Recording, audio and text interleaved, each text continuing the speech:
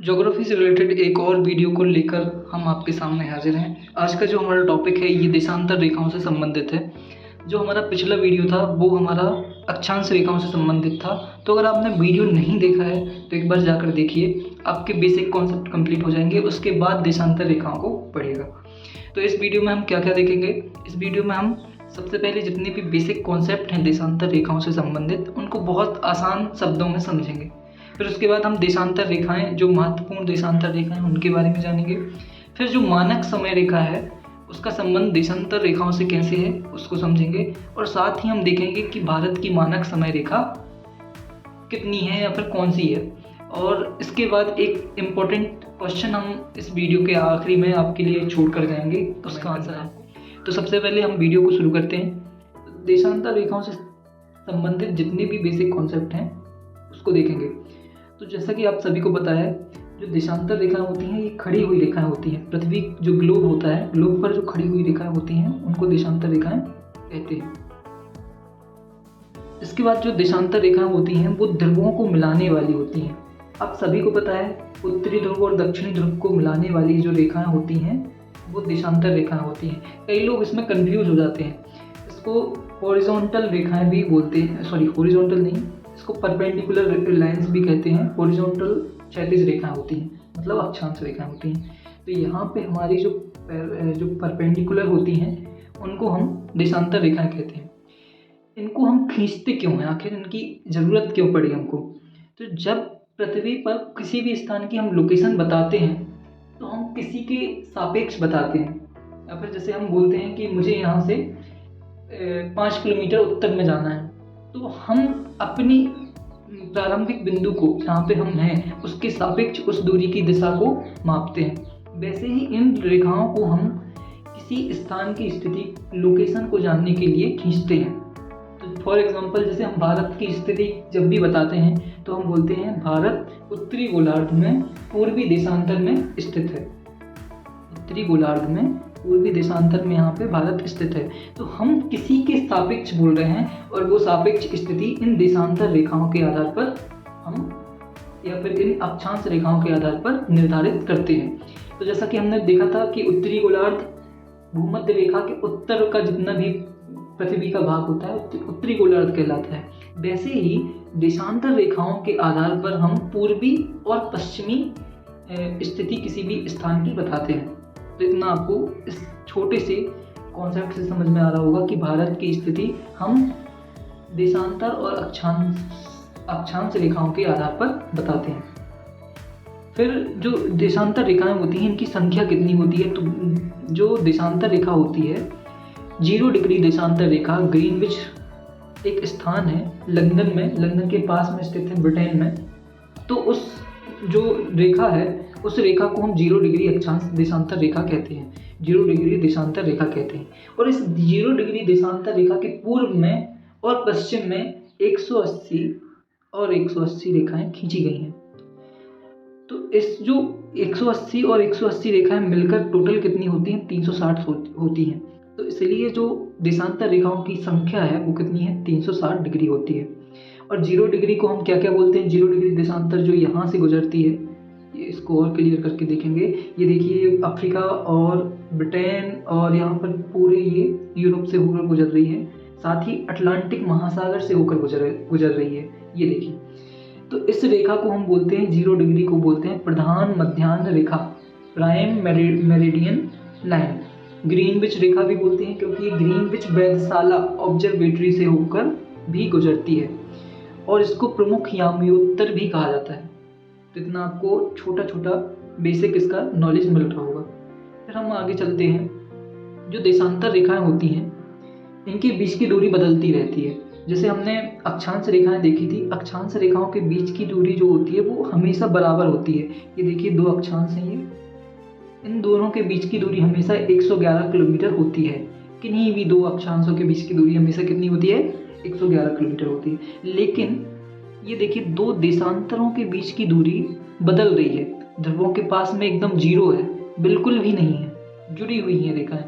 जबकि जैसे जैसे हम अक्षांशों की 0 डिग्री अक्षांश की तरफ बढ़ते हैं तो इनकी रेखा जो दूरी है वो बढ़ जाती है। तो आप देख सकते हैं ध्रुवों पर इनके बीच की दूरी कितनी होती है, 0 किलोमीटर होती है। भूमध्य रेखा पर दो देशांतरों के बीच की दूरी, ये भूमध्य रेखा है, भूमध्य रेखा पर दो देशांतरों के बीच की दूरी 111.3 किलोमीटर होती है, 111.3 किलोमीटर। और 45 डिग्री, ये देखिए 40 डिग्री यहाँ पे, 50 डिग्री यहाँ पर है, इन दोनों के बीच में यहाँ पे 45 डिग्री होगा। तो यहाँ पर इन देशांतरों के बीच की दूरी कितनी होती है, 79 किलोमीटर होती है।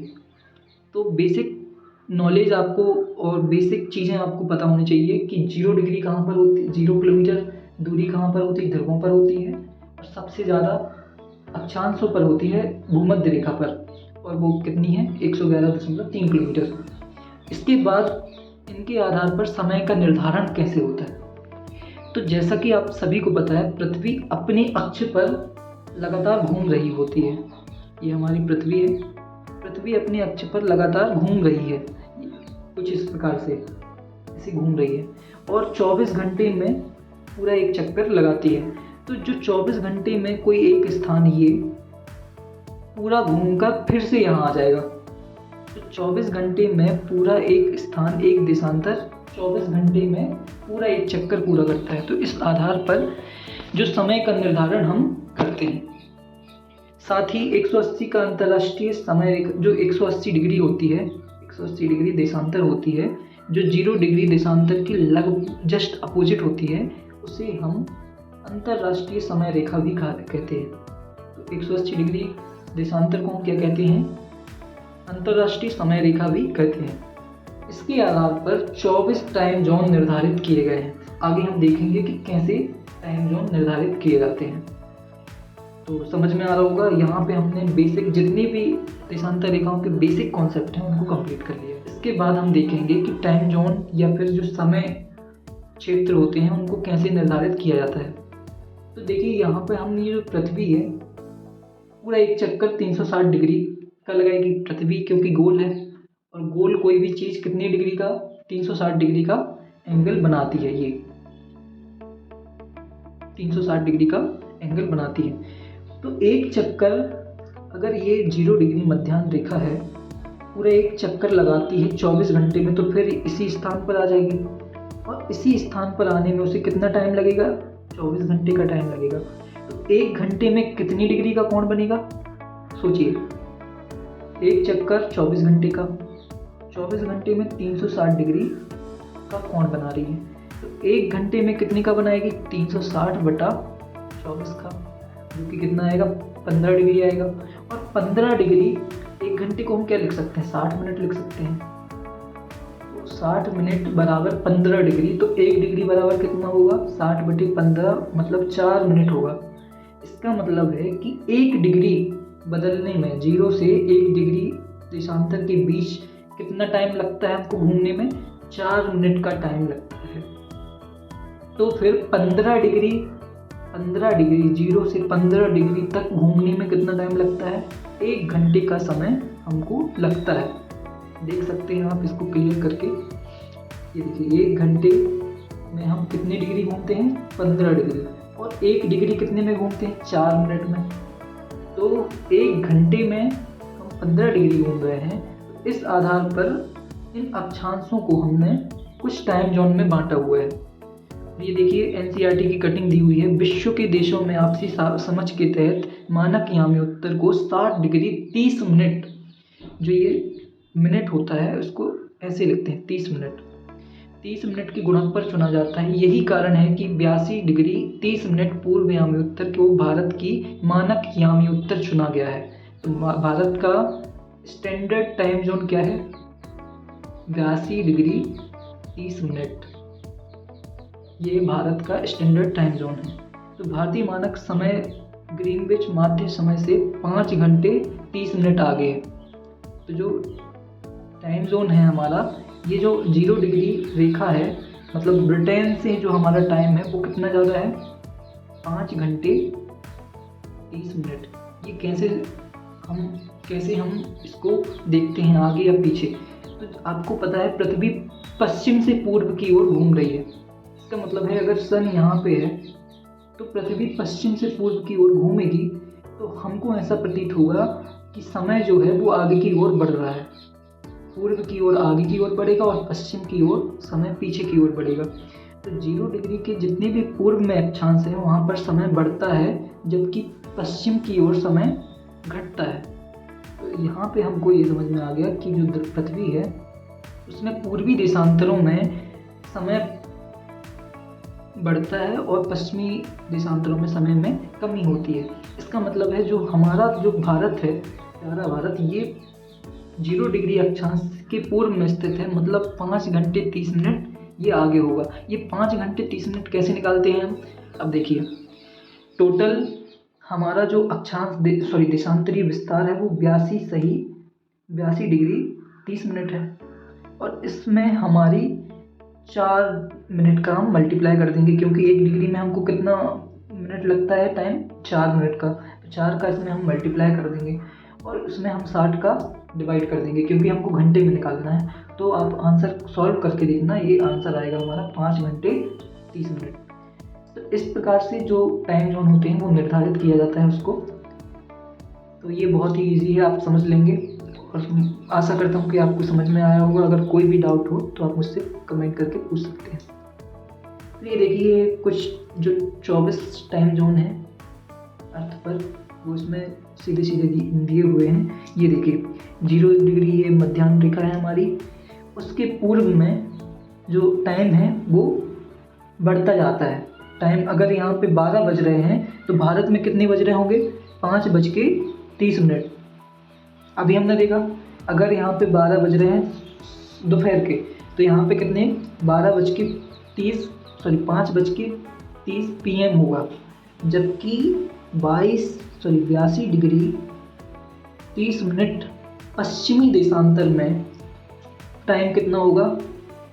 5 घंटे 30 मिनट पीछे, मतलब 12 के 5 घंटे पीछे 30 मिनट आपको पीछे जाना पड़ेगा, तब यहाँ पे इतना टाइम हो रहा होगा। तो ये बहुत ही ईजी है। जैसे फॉर एग्जांपल जो हमारा 1 डिग्री 15 डिग्री में 1 घंटा लगता है, मतलब कि 15 डिग्री पूर्वी देशांतर 15 डिग्री में, अगर यहाँ पे 12 बज रहा है तो 15 डिग्री पूर्वी देशांतर में 1 बजेगा, जबकि 15 डिग्री पश्चिमी देशांतर में टाइम क्या हो रहा होगा? 11 AM हो रहा होगा। 11 AM 12 PM फिर 1 PM। तो इस प्रकार से टाइम चेंज होता है। अब देखिए एक बात और हो रही है कि भारत का जो टाइम जोन है भारत के देशांतरीय विस्तार की अपेक्षा बहुत ही कम है।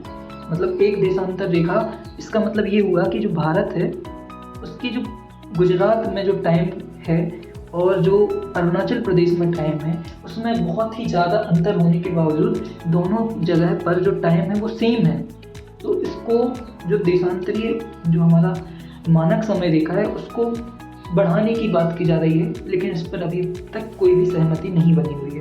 तो आगे हमको देखने मिल सकता है कि जो भारत का मानक समय रेखा है उसमें वृद्धि हो जाए और हमारी जो मानक समय रेखा है वो 82 की अपेक्षा 1-2 और बढ़ जाए। तो ऐसा होने की संभावना है, हो सकता है कि आगे चलकर हम 2 टाइम जोन या फिर 3 टाइम जोन पढ़ें। तो आगे जो भी होगा वो देखा जाएगा। चीज़ और एक और इम्पोर्टेंट कॉन्सेप्ट जो अंतर्राष्ट्रीय तिथि रेखा होती है। फॉर एग्जांपल अगर कोई यहाँ पे समुद्र में जहाज से यात्रा कर रहा है, यहाँ पर कोई व्यक्ति है और उसको इस समय रेखा से उस तरफ जाना है, मतलब पश्चिम की ओर जाना है, तो जब वो पश्चिम की ओर जाएगा तो उसका टाइम जो है वो 1 दिन पीछे हो जाएगा। फॉर एग्जांपल यहाँ पे वो मंगलवार को है और जब वो पश्चिम की ओर जा रहा है, मतलब इस टाइम रेखा को पार करके उस तरफ जा रहा है, तो उसका जो टाइम है वो सोमवार, यहाँ पर कौन सा दिन चलेगा? सोमवार होगा। और जब वो मंगलवार को उस तरफ से इस तरफ आएगा, जस्ट पार किया है उसने, लेकिन उसकी जो टाइम है उसका टाइम सोमवार से सीधा क्या हो जाएगा? मंगलवार से सीधा बुधवार हो जाएगा। तो इस प्रकार से जो टाइम है वो चेंज होता है। आखिरी इम्पोर्टेंट चीज़ है वो एक प्रैक्टिस क्वेश्चन है, डेली क्विज है आपके लिए। आपको इसका क्वेश्चन का आंसर आपको कमेंट करना है, बताना है कि इसका आंसर क्या होगा। तो जो हमारा क्वेश्चन है, भारत की मानक समय यामी उत्तर किन राज्यों से होकर गुजरती है? अब आप यूपीएससी या फिर पीएससी एस्पिरेंट हैं तो आपको इतना बहुत ही इजी क्वेश्चन है, इतना आपको बन जाना चाहिए। आपको अगर नहीं बन रहा है तो आप इसको बुक से कहीं से भी देखकर इसका कमेंट करना है आंसर। तो आपको बताना है कि किन राज्यों से भारत की मानक समयामी उत्तर या फिर टाइम लाइन किन किन राज्यों से होकर गुजरती है। ऑप्शन है आंध्र प्रदेश, उत्तर प्रदेश, तमिलनाडु, उड़ीसा। तो ठीक है, मिलते हैं अगले वीडियो में। पढ़ते रहिए, ध्यान रखिए और कमेंट जरूर करिए। तब तक के लिए धन्यवाद, थैंक यू।